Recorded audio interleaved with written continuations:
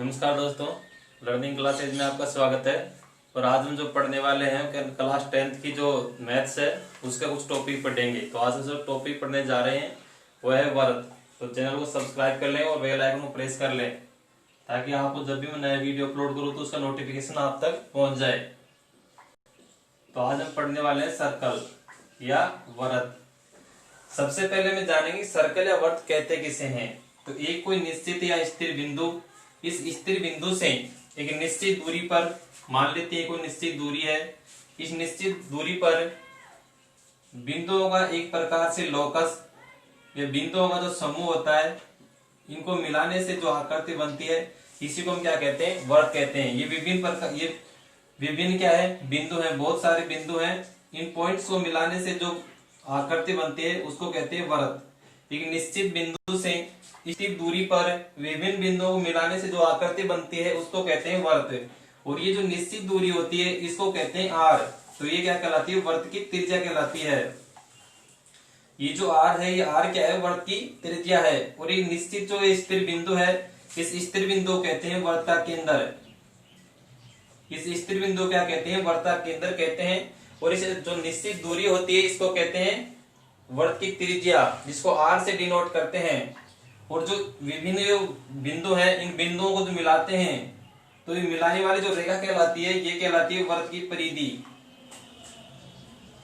ये क्या कहलाती है, कहलाती है वर्ग की परिधि। तो ये है जो स्थिर बिंदु है इसको कहते हैं वर्ग का केंद्र। और ये निश्चित जो दूरी होती है केंद्र और परिधि के मध्य की, इसको कहते हैं वर्ग की त्रिज्या। और जो बिंदुओं को मिलाने वाली, लोकस को मिलाने वाली जो रेखा है इसको कहते हैं वर्ग की परिधि। तो आगे देखिए वर्तिंग और क्या होता है। ये तो है एक वर्त, तो ये तो है वर्ग की परिधि, इसको क्या कहते हैं, वर्ग की परिधि। और ये जो मिड पॉइंट होता है, बीच में एक बिंदु होता है स्थिर बिंदु, इसको कहते हैं वर्ग का केंद्र। इसको कहते हैं वर्ग का केंद्र। और यहां से, इस बिंदु से यानी केंद्र से परिधि तक की जो दूरी होती है, केंद्र से परिधि के मध्य की जो दूरी होती है इसको कहते हैं आर या त्रिज्या। इसको कहते हैं त्रिज्या, जिसको आर से डिनोट करते हैं। ये कहीं पर भी आप ले सकते हो। इसका जो मान होगा वो हर जगह समान होगा।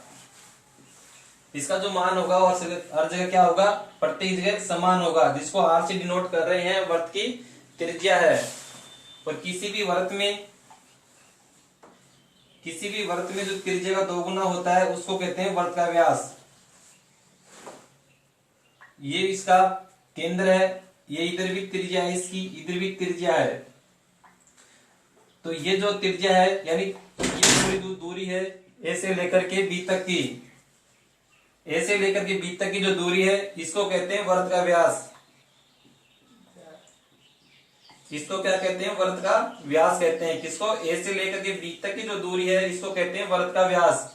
और जो वर्ग का व्यास होता है ये त्रिज्या का 2 गुना होता है, क्योंकि यहाँ इस ओ से बी तक भी क्या है, त्रिज्या है। यानी ओ बी बराबर ओ ए होगा, क्योंकि ओ से बी तक भी त्रिज्या है और ओ से ए तक भी क्या है, त्रिज्या है।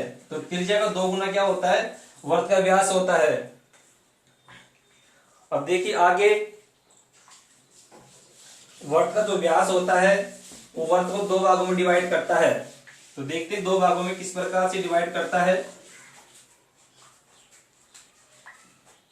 ये एक वर्ग है और व्यास क्या होता है, केंद्र से होकर के गुजरने वाली एक जीवा। व्यास भी एक क्या होती है, जीवा होती है जो केंद्र से होकर के गुजरती है। ये इसका वो केंद्र है। और यहाँ ए से बी तक की दूरी जो है व्यास कहलाती है। ए से बी तक की जो दूरी होगी ये क्या कहलाएगी, ये कहलाएगी वर्ग का व्यास, जो कि त्रिज्या का क्या होती है, 2 गुना होती है।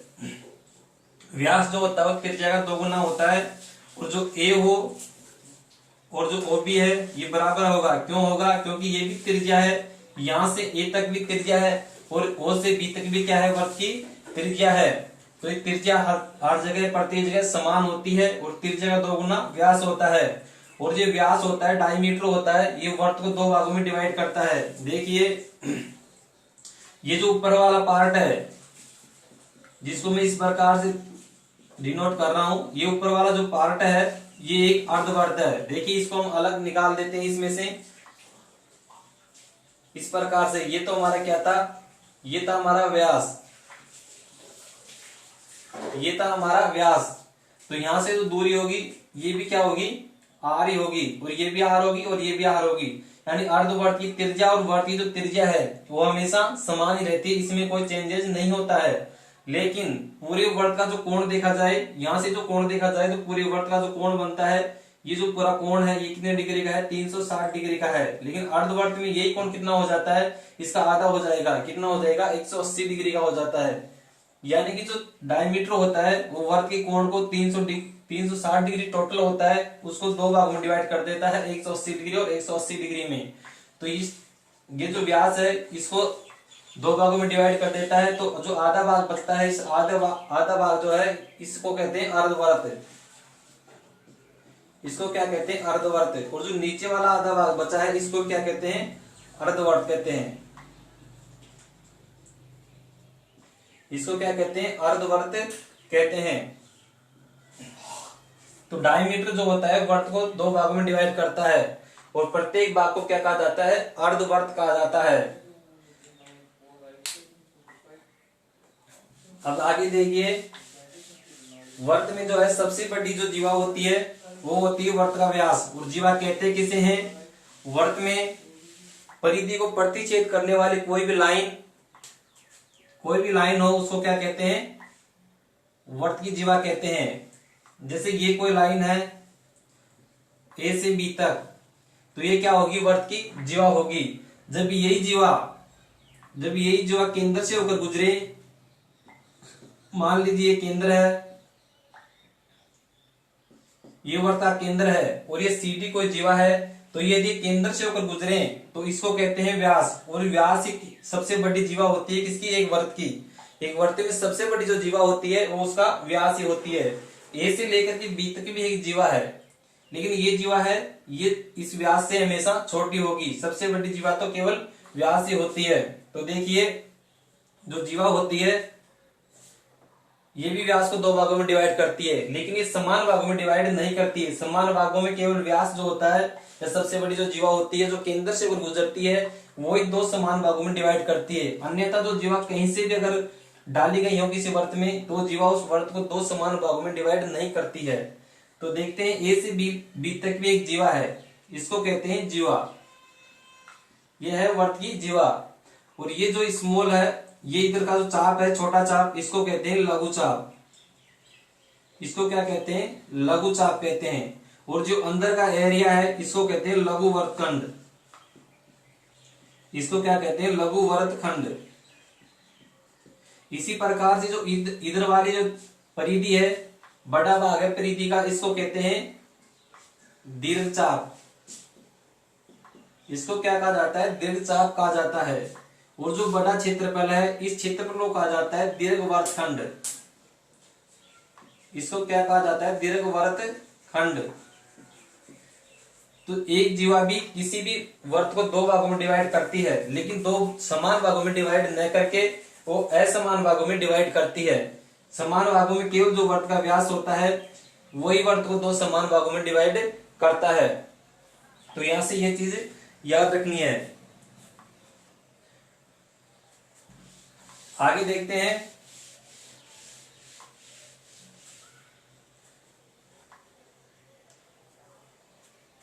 ये कोई भी वर्त है, इस वर्त में ये इसका ए बी जो है इसका व्यास है। तो व्यास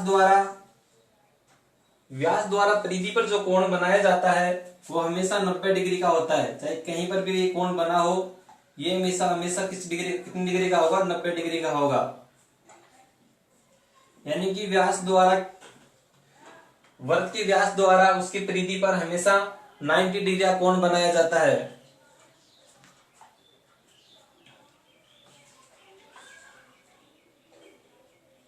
और वर्त में जो जीवा होती है, वर्त की जो जीवा होती है, ये मान लीजिए कोई जीवा है, ये इसका केंद्र है और ये जीवा इधर है। यदि इन दोनों जीवाओं की लंबाई समान होगी, मान लीजिए इस जीवा की लंबाई भी 2 सेंटीमीटर है और इस जीवा की लंबाई भी कितनी है, 2 सेंटीमीटर है, और यह है वर्त का केंद्र O, इसको नाम देते हैं AB और इसको नाम दे दिया CD। तो यहां से देखिए जो AB जीवा है ये बराबर है CD जीवा के, ये दोनों जीवाएं हैं, ये आपस में क्या है, बराबर है, ये भी 2 सेंटीमीटर है और ये भी 2 सेंटीमीटर है, और जो O है ये है वर्त का केंद्र, वो क्या है, वर्त का केंद्र है। तो दो समान जीवाओं द्वारा वर्त के केंद्र पर हमेशा समान कोण बनाए जाते हैं। देखिए यहां से जो ये कोण बनेगा और यहां से जो कोण बनेगा वो हमेशा समान होगा, यानी ये कोण जो होगा, ये कोण होगा, ये समान होगा, यानी कोण जो ये होगा, कोण AOB बराबर कोण COD जो होगा, ये क्या होगा, बराबर होगा आपस में। यानी कि जब वर्त में दो जीवाएं समान लंबाई की हों तो उनके द्वारा जो केंद्र पर कोण बनाया जाता है वो भी क्या होगा, समान होगा। या आप इसे उल्टा भी कह सकते हैं कि जब दोनों जीवाओं द्वारा केंद्र पर समान कोण बनाए जाते हैं तो दोनों जीवाओं की जो लेंथ होगी वो समान होगी। ये तो था समान जीवाओं के लिए।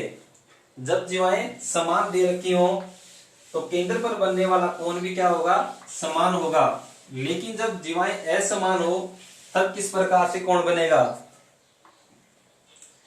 देखिए ये कोई वृत्त है, इस वृत्त में हमने दो जीवाएं डाली है, एक जीवा है AB, ये जीवा है AB और एक जीवा है CD। मान लेते हैं ये जो जीवा है ये है 2 सेंटीमीटर और इधर की जो जीवा है ये है 3 सेंटीमीटर। ये वृत्त का क्या है, केंद्र है, जिसको O नाम दे दिया। यहां से एक कोण ये बनेगा और एक कोण इधर से ये बन रहा है। तो यहां पर जो जीवा है AB, जीवा जो AB है ये बड़ी है किससे, CD से। जब दो असमान जीवाएं केंद्र पर कोण बनाती है तो जो बड़ी जीवा होती है उसके द्वारा बड़ा कोण बनाया जाता है और जो छोटी जीवा होती है वो केंद्र पर छोटा कोण बनाती है। तो यहां से देखिए जो कोण AOB होगा, कोण जो AOB होगा वो हमेशा बड़ा होगा किससे, कोण COD से। AOB जो कोण होगा वो COD से हमेशा बड़ा होगा, क्योंकि जो AOB कोण बन रहा है ये बड़ी जीवा द्वारा बन रहा है और COD जो कोण बन रहा है ये छोटी जीवा द्वारा बन रहा है। तो केंद्र पर हमेशा बड़ी जीवा द्वारा बड़ा कोण बनाया जाता है और छोटी जीवा जो होती है उसके द्वारा छोटा कोण बनाया जाता है। आगे देखिए हम पढ़ रहे हैं वर्त की जो मेन परिमेय है वो हम देख रहे हैं आज।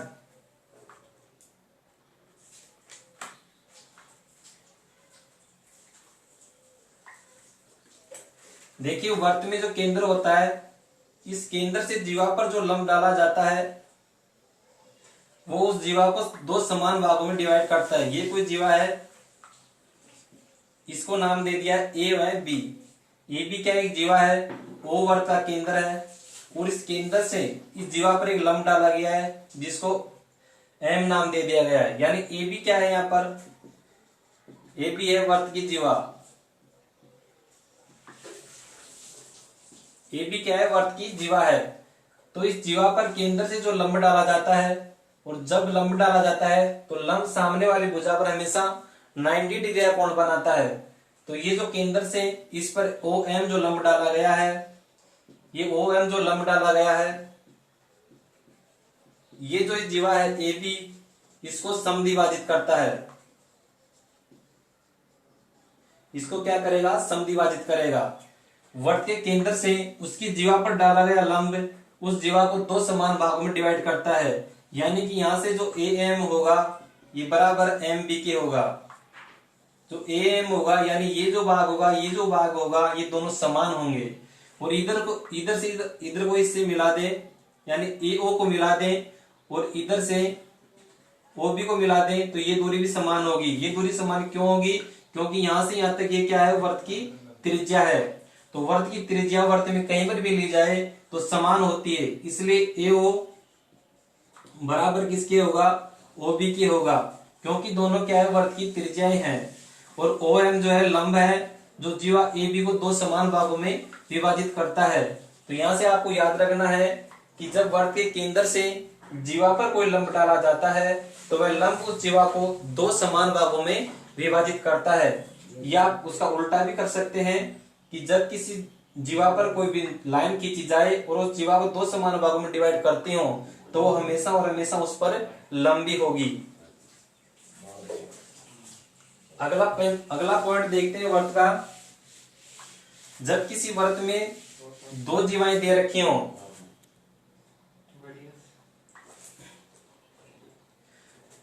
ये कोई वर्त है, ये कोई वर्त है, इस वो इसका क्या है, केंद्र है, और इसकी एक जीवा है ए बी, इसकी एक जीवा है ए बी, और दूसरी जो जीवा है वो उसका नाम है सी डी। और ए बी जो जीवा है ये बराबर है किसके, सी डी के। ए बी जो जीवा है वो किसके बराबर है, सी डी के बराबर है, और वो जो है वर्त का केंद्र है। तो यहां से जो दूरी होगी वर्त के केंद्र से, ये दूरी और ये दूरी, मैंने इसको नाम दे दिया है एम और एन। जब दोनों जीवाएं किसी वर्त में जो दोनों जीवाएं होती है वो दो जीवाएं यदि लंबाई में समान हो तो केंद्र से भी समान दूरी पर ही होंगी। यानी कि अगर ये दूरी x है तो ये दूरी भी कितनी होगी, x होगी। यानी कि OM जो होगा वो बराबर होगा ON के। जब किसी वर्त में दो जीवाएं समान लंबाई की हो तो उनकी जो केंद्र से दूरी होगी वो दूरी भी क्या होगी, समान होगी। या आप यूं कह सकते हो कि जब केंद्र से जीवा की दूरी समान हो, यानी केंद्र से जो लंब डाला गया है उनसे इस केंद्र से दोनों जीवाओं की दूरी है समान हो, तो दोनों जो जीवाएं होगी वो भी समान लंबाई की होगी। या इस प्रकार से याद रख लो, या फिर दोनों जीवाएं समान लंबाई की हो तो केंद्र से उनकी जो दूरी होती है वो भी समान होती है। आगे देखते हैं स्पर्श रेखाएं। किसी वर्त में, ये कोई वर्त है, ये हमारे पास एक कोई वर्त है, किसी भी बिंदु से वर्त पर स्पर्श रेखा, एक स्पर्श रेखा तभी खींची जा सकती है जब वो पॉइंट वर्त की परिधि पर कहीं पर भी हो। मान लीजिए वर्त की परिधि पर ये कोई बिंदु है तो इस बिंदु से होकर के केवल एक स्पर्श रेखा खींची जा सकती है। इसी प्रकार से यहाँ अगर कोई बिंदु है तो यहाँ से भी केवल एक स्पर्श रेखा खींची जा सकती है। तो वर्त की परिधि पर एक बिंदु हो तो उस बिंदु से केवल एक ही स्पर्श रेखा खींची जा सकती है, और वर्त के अंदर यदि कोई पॉइंट हो तो उससे एक भी स्पर्श रेखा नहीं खींची जा सकती है। केवल वर्त की परिधि पर जब कोई बिंदु होता है तो उससे एक स्पर्श रेखा खींची जा सकती है। लेकिन यही बिंदु यदि वर्त की परिधि से दूर हो, यदि यही बिंदु वर्त की परिधि से दूर हो, मान लीजिए ये पॉइंट है P और यहाँ कोई बिंदु है, ये P पॉइंट है, तो इस पॉइंट से इस वर्त पर दो स्पर्श रेखाएं खींची जा सकती है। इस पॉइंट से इस वर्त पर दो स्पर्श रेखाएं खींची जा सकती है, जिसको मैंने नाम दे दिया AP व BP। तो ये जो दो स्पर्श रेखाएं खींची गई है, इन दोनों स्पर्श रेखाओं की जो लंबाई होगी यानी AP बराबर BP, यानी दोनों स्पर्श रेखाओं की जो लंबाई होगी वो हमेशा और हमेशा समान होगी। किसी भी एक बिंदु से, किसी भी एक बाह्य बिंदु से वर्त की परिधि पर खींची गई स्पर्श रेखाओं की लंबाई हमेशा समान होती है। तो ये था स्पर्श रेखाएं। अगला पॉइंट है वर्त से संबंधित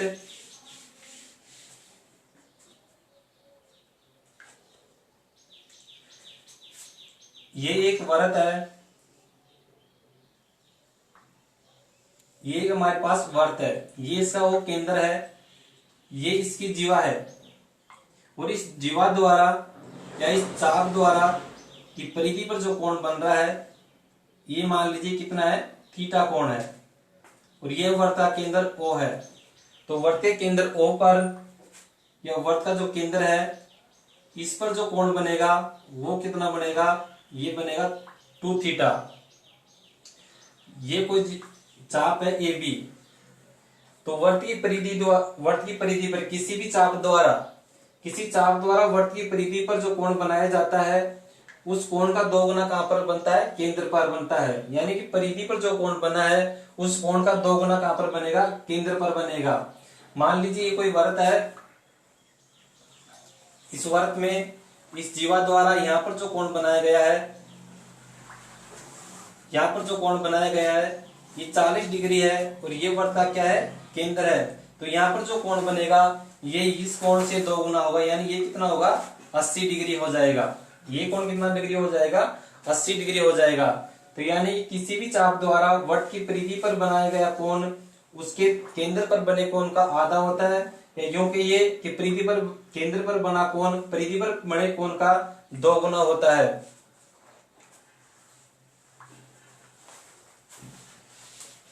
अब देखिए एक बिंदु से होकर के अपन कितने भी वृत्त खींचे जा सकते हैं। मान लीजिए ये कोई पॉइंट है तो इस पॉइंट से हम कितने भी वृत्त खींच सकते हैं या कितने भी वृत्त ड्रॉ कर सकते हैं। जब हमारे पास 2 पॉइंट हो तो उनसे भी कितने भी वृत्त खींचे जा सकते हैं। लेकिन 3 बिंदु हो हमारे पास में और 3 बिंदु जो ऐसे रेखित हो यानी एक रेखा में न हो तब तो उनसे एक वृत्त खींचा जा सकता है और 4 बिंदुओं से भी एक वृत्त खींचा जा सकता है। लेकिन शर्त है कि चारों जो बिंदु हो वो ऐसे रेखित हो यानी एक समान रेखा में न होकर के चारों अलग अलग पोजीशन में होने चाहिए। अगला देखिए किसी भी वृत्त में एक समान चाप द्वारा परिधि पर समान कोण बनाए जाते हैं। जिस प्रकार से ये चाप है ए बी, इस द्वारा इस परिधि पर यहाँ जो कोण बनेगा या यहाँ पर जो कोण बनेगा या यहाँ पर जो कोण बनेगा ये सारे जो कोण होंगे ये समान होंगे। यानी कि किसी भी वृत्त में एक चाप द्वारा उसकी शेष परिधि जो होती है उस पर हमेशा समान कोण बनाए जाते हैं और ये जो कोण होंगे ये हमेशा 90 डिग्री से कम ही होते हैं, न्यून कोण बनते हैं। वृत्त की जो बड़े वाला भाग होता है उस पर न्यून कोण बनते हैं और जो छोटा वाला भाग होता है इस पर अधिक कोण बनते हैं। लेकिन जो कोण बनेंगे वो माप में हमेशा समान बनते हैं। तो ये थी वृत्त से संबंधित कुछ महत्वपूर्ण प्रमेय। तो आइए हम देखते हैं आपकी जो प्रश्न वाला है विविध प्रश्न वाला जो 12 है उसका कुछ क्वेश्चन करते हैं।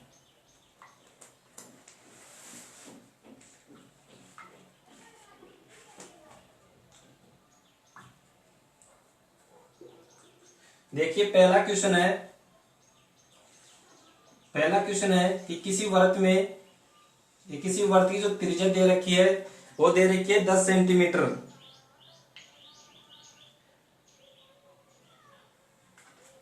ये कोई वृत्त है, इस वृत्त की जो त्रिज्या दे रखी है वो दे रखी है 10 सेंटीमीटर। यानी त्रिज्या है वृत्त कितनी, 10 सेंटीमीटर। और इसमें जो जीवा दे रखी है उसकी लंबाई दे रखी है 6 सेंटीमीटर। जीवा की लंबाई नहीं, जीवा की केंद्र से दूरी दे रखी है 6 सेंटीमीटर। यानी ये कोई जीवा है ए बी, इसकी जो दूरी है केंद्र ओ से ये है 6 सेंटीमीटर। और अपन से जीवा की लेंथ पूछे कि जो ए बी का मान होगा वो कितना होगा। जो पहला क्वेश्चन है, क्वेश्चन नंबर 1, इसमें दे रखा है कि त्रिज्या किसी वृत्त की 10 सेंटीमीटर है। उस जीवा और उस वृत्त में एक जीवा है, उस जीवा की जो केंद्र से दूरी है वो 6 सेंटीमीटर है। तो अपन को जीवा की लंबाई पूछेगी, जीवा की लंबाई कितनी होगी। तो यहां से देखिए इसको मैं फिर से बनाता हूं। अपन को इसमें क्या दे रखा है, त्रिज्या दे रखी है और जीवा की केंद्र से दूरी दे रखी है। तो ये त्रिज्या हो गई इसकी यहां से और ये हो गई इसकी जीवा, ये इसका केंद्र है ओ। यहां से ये जो दूरी दे रखी है 6 सेंटीमीटर की और यहां से ये होगी इसकी त्रिज्या जो है 10 सेंटीमीटर है। यहां से जो त्रिज्या होगी ये भी कितनी होगी, 10 सेंटीमीटर होगी। और हमने देखा है कि जो जीवा पर लंब होता है, ये जीवा की जो सीधी दूरी होती है केंद्र से वो इस पर लंब होती है। अभी हमने पढ़ा है कि केंद्र से जो जीवा पर डाला गया क्या होता है, लंब होता है। ये इसको 2 समान भागों में डिवाइड करता है। तो मान लेते हैं ये दूरी दे रखी है 6 सेंटीमीटर, ये दे रखी है 10 सेंटीमीटर जो क्या है त्रिज्या है, और ये केंद्र से दूरी है, इसको हमने OM नाम दे दिया। और ये जो दूरी है इसको X मान लेते हैं। तो हमने पढ़ा होगा पाइथागोरस प्रमेय से हमने पढ़ा होगा कि आधार का स्क्वायर प्लस लंब का स्क्वायर बराबर होता है कर्ण का स्क्वायर। बराबर क्या होता है? कर्ण का स्क्वायर होता है। यहां से देखिए जो आधार की वैल्यू है, यहां बन रहा है 90 डिग्री का कोण, और 90 डिग्री के कोण के सामने वाली जो भुजा होती है वो होती है कर्ण। तो इसका मान दे रखा है 10 सेंटीमीटर। और जो ये सीधी दूरी होती है, ये इसको त्रिभुज की ऊंचाई भी कह सकते हैं, ये दे रखी है 6 सेंटीमीटर, जिसको लंब कहते हैं। और जो AM है, यह है इसका इस त्रिभुज का आधार, जिसका मान हमने x मान लिया है। तो यहां से देखिए आधार का स्क्वायर यानी x का स्क्वायर प्लस लंब का स्क्वायर यानी 6 का स्क्वायर बराबर कर्ण का स्क्वायर यानी 10 का स्क्वायर। तो यहां से देखिए x का स्क्वायर तो x स्क्वायर हो जाएगा, 6 का स्क्वायर कितना हो जाएगा? 36 हो जाएगा, और बराबर 10 का स्क्वायर कितना हो जाएगा? 100 हो जाएगा। पक्षांतरण करेंगे तो ये इधर जाएगा 36, तो ये प्लस में है, इधर जाकर के माइनस में हो जाएगा। तो x स्क्वायर बराबर हो जाएगा 100 माइनस 36। तो x स्क्वायर का मान कितना आ जाएगा? इधर यह आ जाएगा 64। 100 में से 36 माइनस करेंगे तो कितना आ जाएगा? 64 आ जाएगा। तो x की वैल्यू कितनी आ जाएगी? यहां से अपने पास 8 आ जाएगी। x की वैल्यू कितनी है? अपने पास 8 है, यानी a से लेकर के m तक की जो दूरी है ये कितनी है? 8 है। लेकिन जो a से m तक की दूरी, a से m तक की दूरी और m से b तक की जो दूरी है, इन दोनों का मान क्या है? समान है। क्योंकि जो लंब डाला जाता है किसी भी जीवा पर केंद्र से, वो जीवा को दो समान भागों में डिवाइड करता है, इसलिए a से m तक की दूरी समान होगी और m से b तक की दूरी भी समान होगी।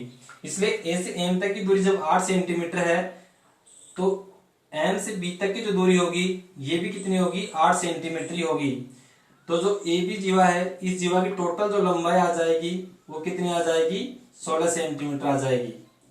तो ये था आपकी प्रश्न वाला 12 का पहला क्वेश्चन। इसमें पूछा था जीवा की लंबाई, तो जीवा की लंबाई इस प्रकार से ज्ञात की जाती है। और जो ऐसी जीवा की लंबाई आ गई कितनी आ गई? 16 सेंटीमीटर आ गई। अब इसी का अगला क्वेश्चन देखते हैं।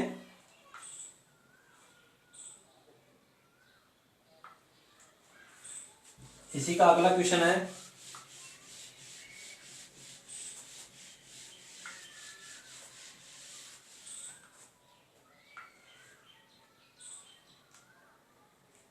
इसमें कह रहा है क्वेश्चन नंबर 2 है, ये कोई वर्त है, ये अपने पास कोई वर्त है, इसमें जो त्रिज्या दे रखी है,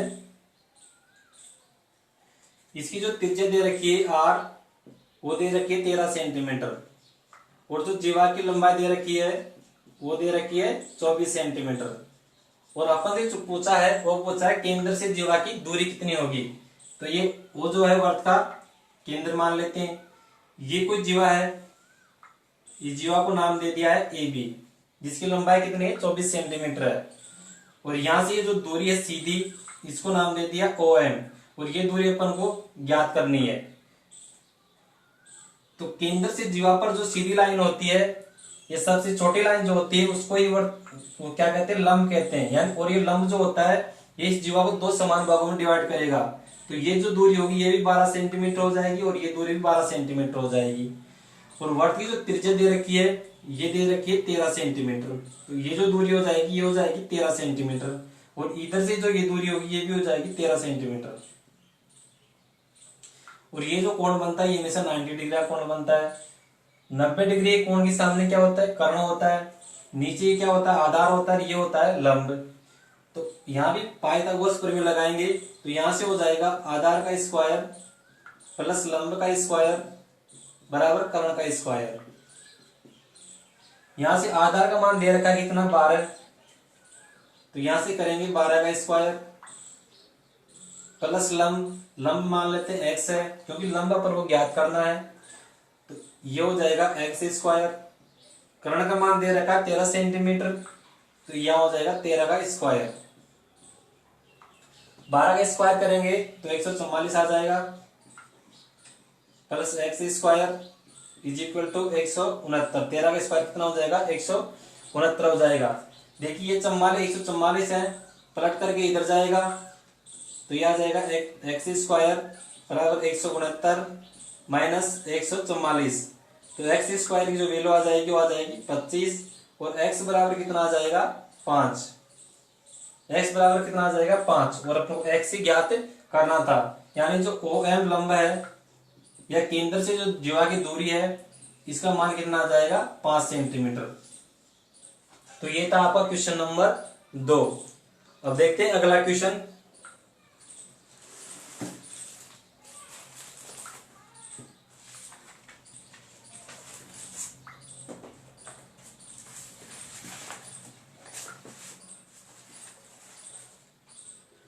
अगला क्वेश्चन है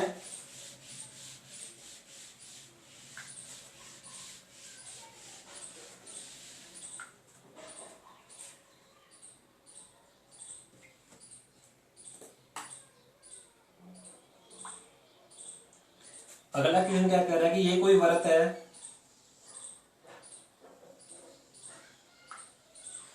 अगला क्वेश्चन कह रहा है ये कोई वृत्त है, ये इसका केंद्र है जिसको नाम दे दिया O, ये इसकी जीवा है, इसको नाम दे दिया AB,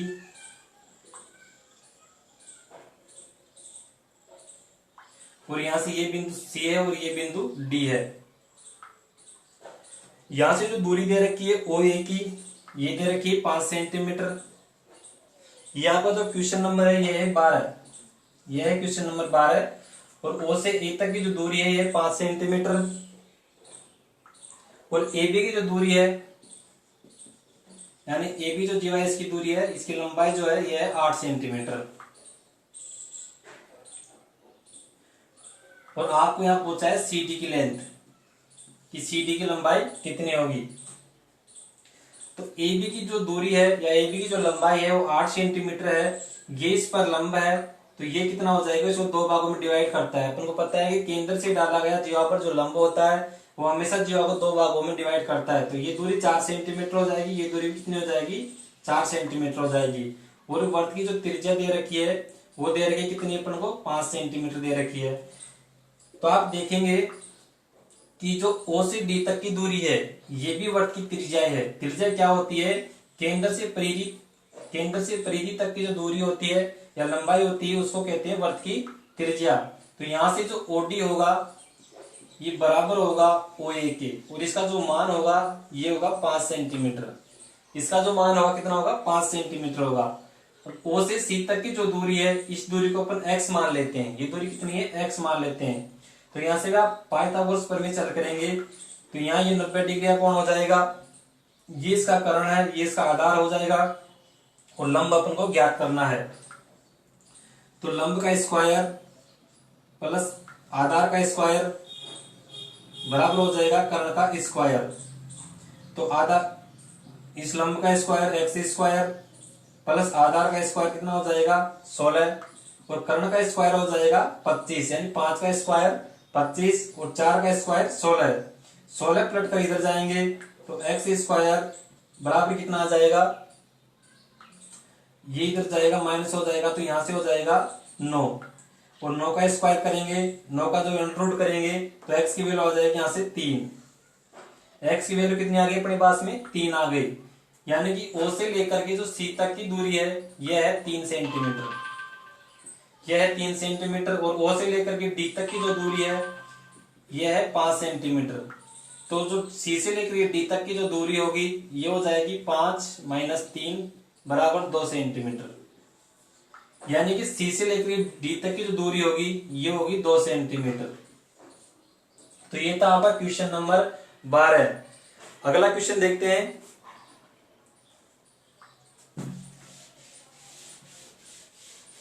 अगला जो क्वेश्चन है यह है क्वेश्चन नंबर 14 है आपका।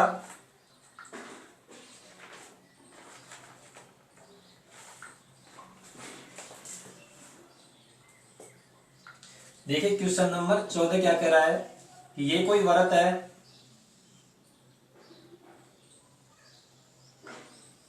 ये कोई वृत्त है, इस वृत्त का जो केंद्र है इसको नाम देते हैं O, और यहां से ये है ये इस प्रकार से है।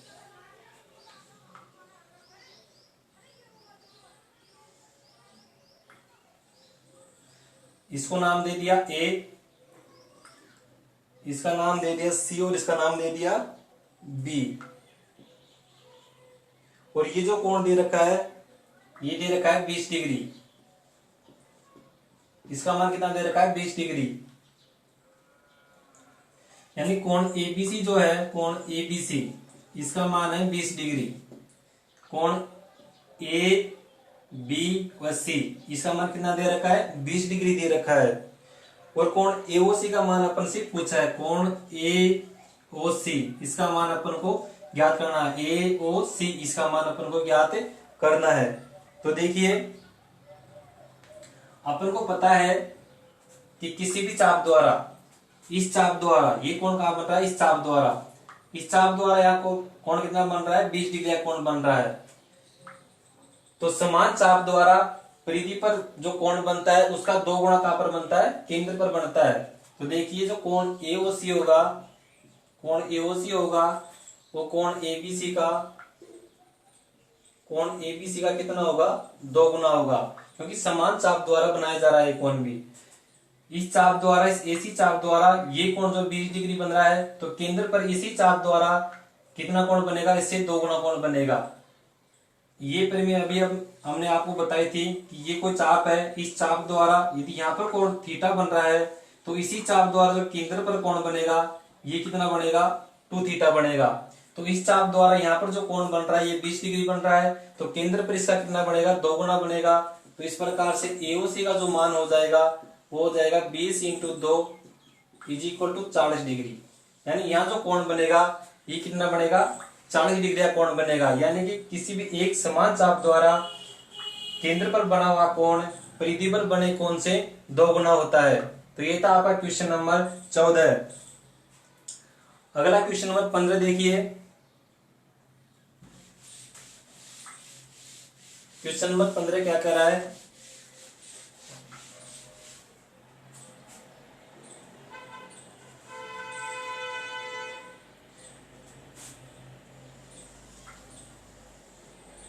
ये आपका क्वेश्चन नंबर 15 है। एक वर्ग दे रखा है,